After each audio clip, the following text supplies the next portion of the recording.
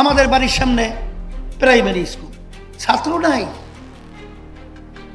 ছাত্রী নাই, কোথায় যায়?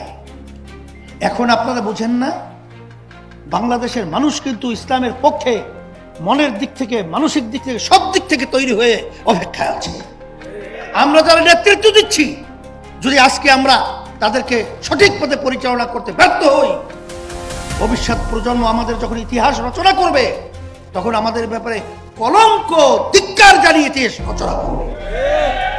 এই জন্য আমরা 53 বছর দেখেছি, বহু সরকারের পরিচালনা আমরা দেখেছি, আমরা মূল্যবোধের সরকার ইসলামের দেখেছি, কিন্তু আসলে তারা শরিয়া আইনে বিশ্বাসী না, এবং তারা ইসলামী পন্থা উত্থান তারা সহ্য করতে পারছে না, এবং তারা কিন্তু বাংলাদেশের ভিতরে